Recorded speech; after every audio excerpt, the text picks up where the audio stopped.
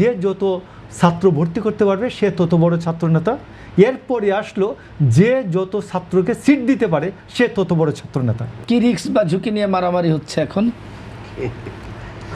আমি এই ঘটনাটার আগামাথা ভাই কিছুই বুঝি না, মারামারির কারণটা কি। এইখানে যে মারামারির কারণটা কি, মারামারির তো কোনো একটা কারণ থাকবে, একটা আদর্শিক তো মিনিমাম কারণ থাকবে। এইটার কোনো কারণ নাই। আমি আপনাকে বলছি, হয়তো তারা সবাই পুরাতন আমলে ফেরত যেতে চান, যে নতুন যে ছাত্র রাজনীতিটা হবে,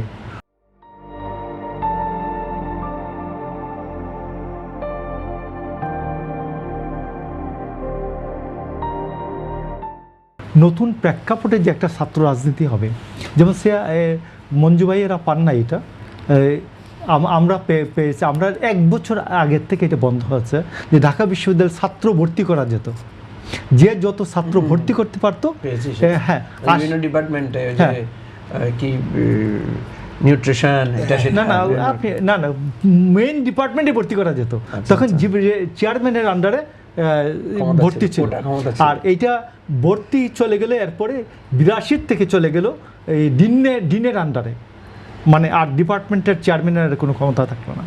তো তখন মনে করা হতো যে যত ছাত্র ভর্তি করতে পারবে সে তত বড় ছাত্রনেতা।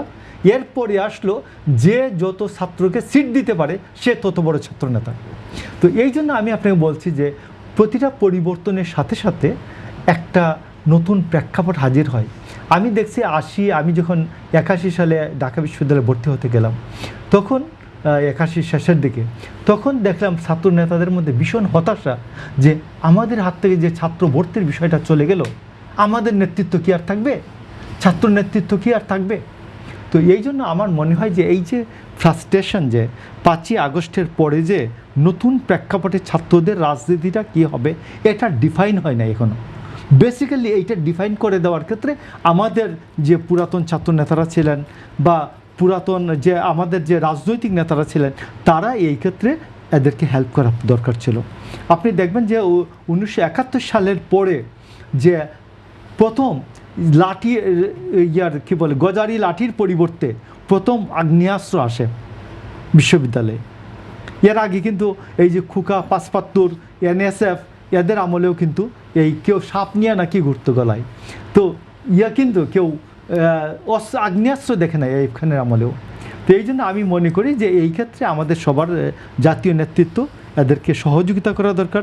বোধ জামায়াতে ইসলাম, বিএনপি এরা সবাই মিলে আমাদের ক্যাম্পাসের স্থিতিশীলতার জন্য আমাদের সহযোগিতা করা উচিত। আরেকটা বিষয় আমার হচ্ছে যে জুলাইয়ের শহীদদের বিষয়ে তো একটা মোটামুটি একটা তদন্ত হয়েছে, 834 জনের নাম এসছে। আরও আমাদের কি বল স্বরাষ্ট্রমন্ত্রী সালাউদ্দিন আহমেদ বলছেন যে আমরা বহু লোকজন আমাদের কাছে আসে, আমার ছেলের লাশটার খবর দেন আপনার দিয়ে, আমরা খবর দিতে পারি না। এদেরকে বিভিন্ন বেওয়ারিশ লাশ হিসাবে দাফন করে ফেলা হচ্ছে, এইগুলোর কোনো নাম চিহ্ন নাই। এই ক্ষেত্রে 1400 থেকে বেশি হতে পারে স্বরাষ্ট্রমন্ত্রীর মতে। তো সেই ক্ষেত্রে আমার কথাটা হচ্ছে যে আপনি যেমন আরও 600 লোকের মৃত্যুর বিষয়ে আপনি নিশ্চিত হওয়ার একটা ব্যবস্থা করবেন। 1, এদেরকে ভাতা দেওয়া, এদেরকে মর্যাদা দেওয়া, এদের পরিবার পরিজনকে মর্যাদা দেওয়া, এটা একটা কোয়েশ্চেন।